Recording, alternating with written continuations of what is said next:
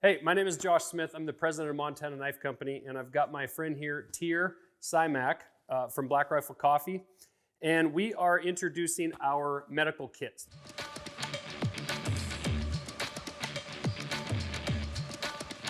The whole reason behind these kits is so many of the friends that I have that hunt, quite frankly, the way I've hunted in the past, I did not have enough medical gear, or not even necessarily enough, but the right kind of medical gear in my pack. I've been fortunate to be to a couple events where I've heard Tyr and some other medics give some really informative talks, and it kind of inspired us to put together your bare minimum kit that you guys can buy, you can put in your hunting pack, and at least know that you've got the bare minimum to get through in the field. When I say bare minimum, it really is the bare minimum, and there's some things that Tyr will talk about that we encourage you guys to add to these. However, we are trying to keep weight down on these. I know that's one of the biggest things that we talk about, that friends of mine talk about, is the bulk and the weight. What I've done in the past is I've carried a bunch of stuff that wasn't really necessary, and I didn't have some of the things that was necessary. Another thing to consider is the fact that you're not really out there necessarily by yourself very often. In fact, a lot of people are never out there by themselves. A lot of times it's a kid, a significant other, maybe your best friend you're hunting with. And as much as being prepared for yourself, you need to be, probably even more important, you need to be prepared for your family member or your friend that's with you. So again, I encourage you guys to go to Fieldcraft Survival's website to pick up extra things that we're going to talk about in this kit. Maybe another tourniquet, some of the other things that Tyr is going to talk about. And the last thing I'll say about that, Fieldcraft is a great resource for training. And you can have all the best gear you want in this pack, but you guys need to go through actual training. And I know from just a little bit I've gone through, and frankly not enough, there's a ton of stuff that you learn in those trainings that I would never have known just as a regular civilian. So I'm gonna let Tyr introduce himself, kind of tell you about his background, and then we'll get into the kit. Thanks, Josh. My name is Tyr Simak. I'm a Special Forces medic, and I'm also a FLEDA accredited instructor. That just means the federal government thinks I can teach law enforcement. Years and years of experience, putting my finger in holes to stop bleeding, mostly. And I've got years of experience teaching subjects like this all over the world. Eberlestock has made this Cordura blowout kit with multiple mounting options. You can mount this on your belt, you can mount it on a backpack, anything that has MOLLE attachments, and it has this convenient Velcro tearaway panel so that you can get at this when your monkey brain kicks in emergencies. I like that quite a bit. Additionally, it has two outside pockets for your one-handed tourniquets, which I think is critical because you don't want to have to dig into your kit to find a tourniquet when seconds count. Now let's get into the guts. With your first aid kit, you're going to get one-handed tourniquet,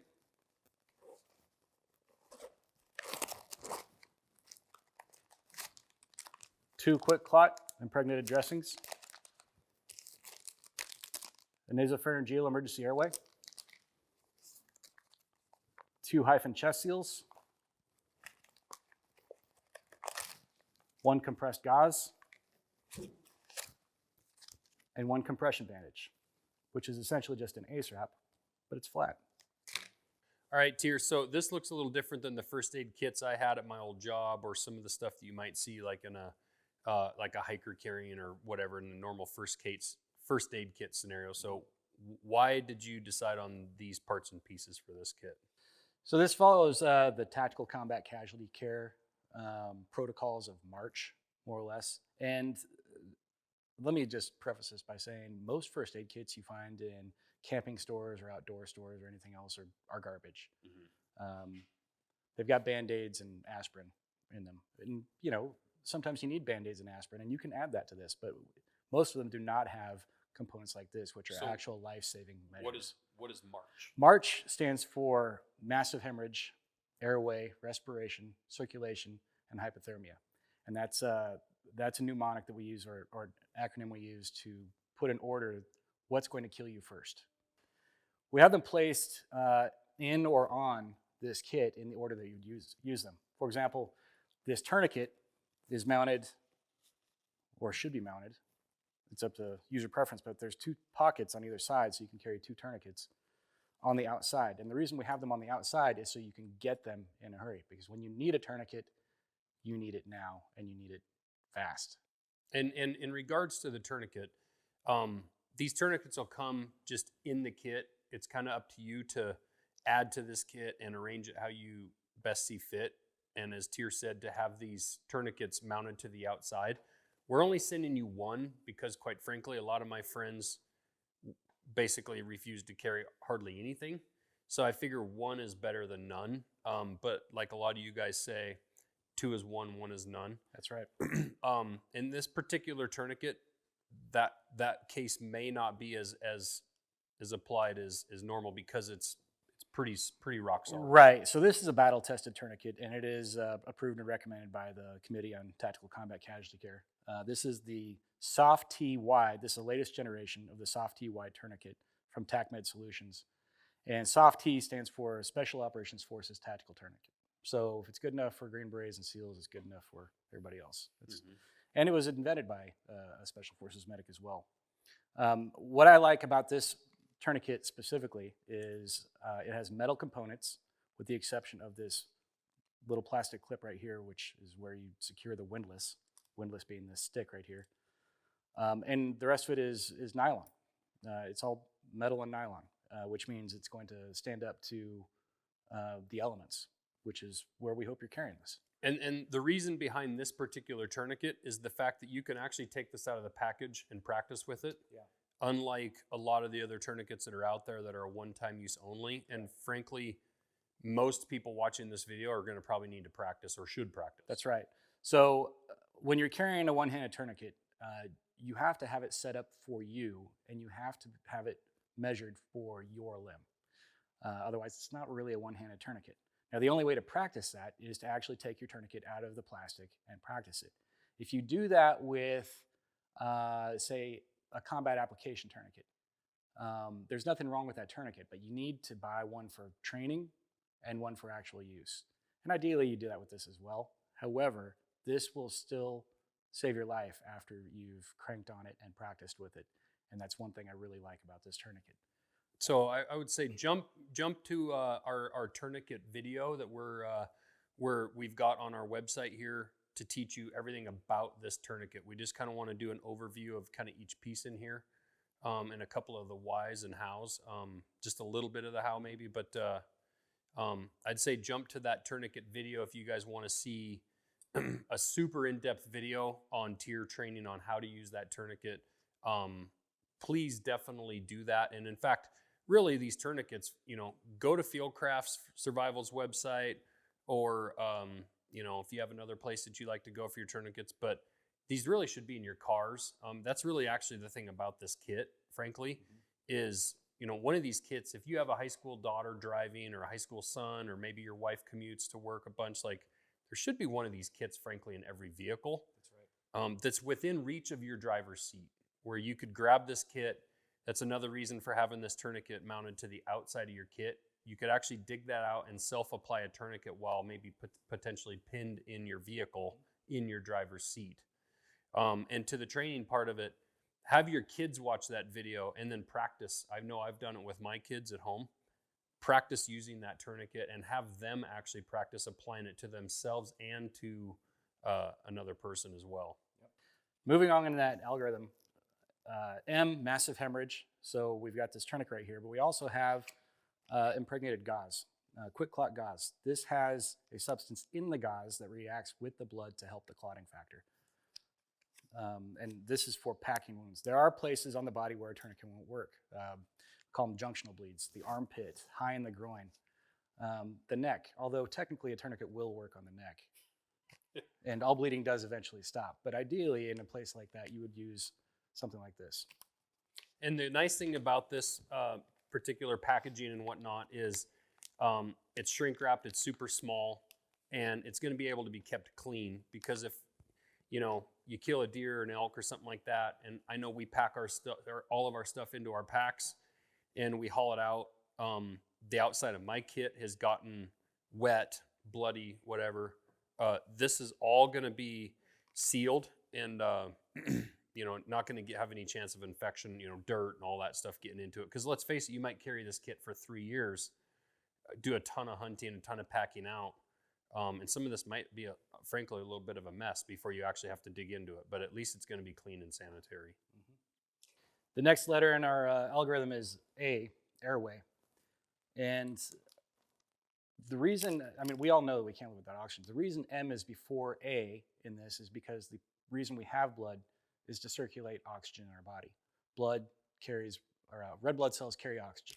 So we need that ability to transport the oxygen. Once we secure that, the next step is to make sure we can get more oxygen. So we have to make sure the airway is clear. This is the least invasive way to secure an airway.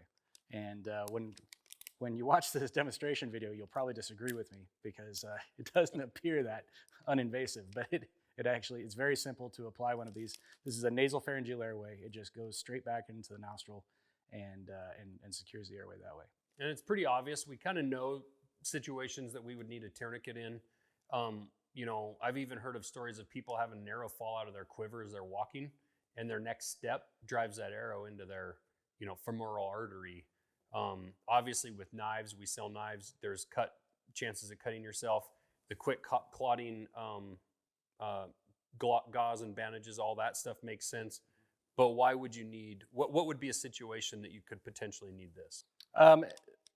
So my kind of barometer for whether or not I use one of these is how much I like the person or dislike the person, and also if they can talk to me. If somebody can talk to me, then that lets me know that they can secure their own airway. If they can't talk, even if they're in and out of consciousness, they're getting one of these. What would be an accident that could happen in the field that would cause somebody to not be able to breathe enough to need that? A fall, a motor vehicle accident, something that would alter their consciousness. Okay. Yeah. Or if they've lost enough blood that they're actually in and out of consciousness. Things like that. Anything where you've got an altered level of consciousness. And that's super, super light. So to have it in your kit, you're probably never going to need it, right? But there is going to be somebody out there that probably watches this video that sometime in their life will need it. So you might as well carry it. It's super light, doesn't take up any room in there. So there's a reason why these combat medics are carrying stuff like that. It's also great for hazing and party tricks. The next thing we have is R, respiration. So we're talking about anything from from below the neck to the belly button. That's R. That's we call that the box. When we're talking about the box, if we've got bleeding in the box, nothing we have in this IFAK, individual first aid kit, is going to control that bleeding. That's surgical interventions. But the majority of penetrating chest trauma, i.e. injuries to the box, has to do with some sort of puncture in the lung cavity. We have two lung cavities separated by something called a mediastinum. So we have two independent lung cavities that operate off a negative pressure system, which we'll get into more later. But the reason I bring that up is because if you have a hole in a negative pressure system, and this is where we usually put air into that, the air is going to come in from the path of least resistance, which is that hole. So the first aid for that is sealing up that hole. And that's where these vented chest seals come in. That seals up the hole to allow for air to come in where it's supposed to come in, not where it might be coming in due to injury. And it's vented so that pressure can release. And there's two of them. And one of the scariest things that I ever saw with one of my kids, injury-wise, is he was walking. He was just a young boy, Hank. He was walking on a log, and he slipped and fell, and there was a stub sticking up from that log 2 or 3 inches, and he fell chest straight down onto that stub. And my buddy and I saw it happen. We ran over there, grabbed him, and it had gone in quite a ways, but not so far that it went into his chest cavity.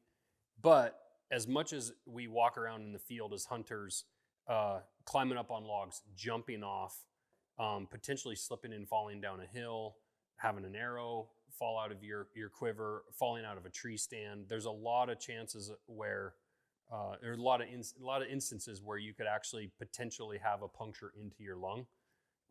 And this is really a pretty quick initial fix of just sealing that airway. It is, and the adhesive that's on here is made specifically to stick to wet, bloody surfaces. It was inspired by the same type of material that we use to stick breaching charges onto doors. Oh, wow. So that's a cool factor. Yeah, sweet. The next letter is C, circulation. Circulation is really, well, if we put another letter in there, it wouldn't spell March. So we put C in there for circulation, and really what we're talking about there is anything else.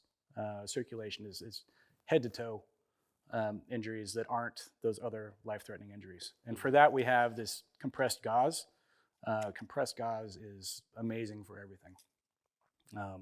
I would recommend putting one or two more of these in there just because it has so many other uses other than just packing a wound or wrapping a wound or anything like that.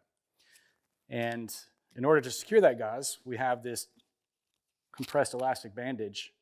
This is really no different than what you would find in Walgreens or Rite Aid in terms of an ACE wrap, except that it's much more packable. Yeah, and we've all seen the wraps of ACE wrap, and they're big, they're bulky, they end up all over the place. And then really more important than any of that is the fact that this is clean, sterile. Yeah, all of this is vacuum sealed, which is nice. So with the blood clotting gauze, the ACE bandage, and then also really even you can put that tourniquet over the top of that, not to stop like an arterial bleed, but just to help keep all that potentially in place, especially if you've packed a wound. Is that right? You can potentially use that as just something to help keep things in place? You could. I wouldn't do that personally. And the reason I wouldn't do that is because our ultimate goal in treating this casualty is to get them to a higher level of care. If I turn this casualty over to a flight medic or a wilderness EMT, something like that, they're going to see that tourniquet and think that something else is going on that required that tourniquet. Okay. Yep. So if I use a tourniquet, it's for a tourniquet. Sure. Yeah. And the last one is hypothermia? Hypothermia. Yep. So once somebody goes hypothermic, they lose the ability to clot. So it doesn't matter if you've got a tourniquet in place, you've got both rolls of this quick clot, you've used your compressed gauze. If you're hypothermic, that blood is not going to clot. So it's important to have your casualty, whether it's you or somebody else, keep them warm. And that's something that I personally kind of, we debated whether or not to put a space blanket in this kit. Frankly, the fact that we're putting this together for hunters, I'm going to just assume as a hunter, maybe incorrectly in some instances, that you are going into the field with a lot of other gear in your pack that helps with that hypothermia portion. I know for myself, I have fire starter stuff. I also have a jet boil, which is a secondary way of starting a fire, a puffy jacket, a layered system, whether you're wearing Eberlestock or Sitka gear or something like that, potentially sleeping bag or a tent. There's all these things. However, it's not a bad idea to put a space blanket in here. And not everybody that's buying these are necessarily buying them in a hunting application. So if it is for a vehicle, if it is for just a hiker or a bird watcher or a biker, you can use this kit in all of those instances, but kind of know what you're doing.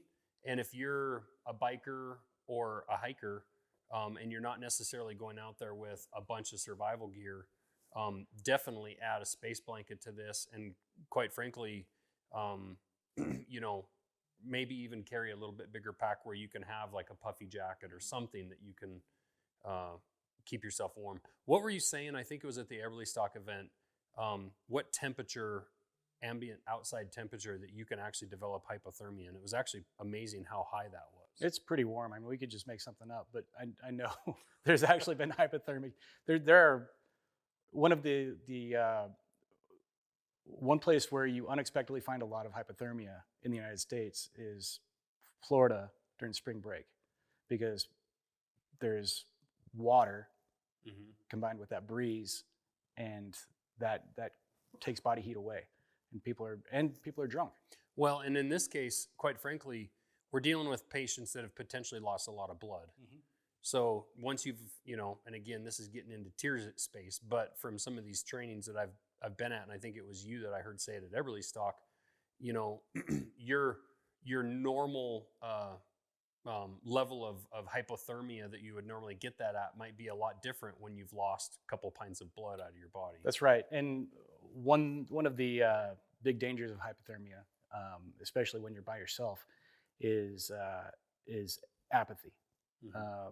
That is one of the later signs of hypothermia, is you start being apathetic, so you don't really care that you're cold and wet any longer. And when you get to that stage, it is very, very dangerous, especially if you're by yourself. Well, so that's the kit. Guys, this is really just only trying to get you to the point where you can get to that next level of care. Carry an inReach with you, or some kind of a device like that where you can have an emergency contact. You can only be a mile from the truck and lay there for, a day or two before you go missing, especially if you have gone out hunting and you haven't told someone where you're going. I know I did that a lot as a young guy. Make sure when you go out hunting somewhere, even if you leave a note on your kitchen table of where you're going, if somebody comes into your apartment or your house and they're trying to find you and you've been missing from work for a day, a road that you've gone up, a drainage you're going hunting on, write a note, leave it, tell your girlfriend or tell your parents, send them a quick text, hey, this is where I'm going. That kind of stuff can be as life-saving as any of this. But frankly, a lot of this stuff is, not for the situation where you necessarily need a life flight. However, if you need that life flight, that tourniquet right there, it's a $30 tourniquet that can absolutely save your life and give the medics that time. Maybe it's your hunting buddy to go get cell service to come get you.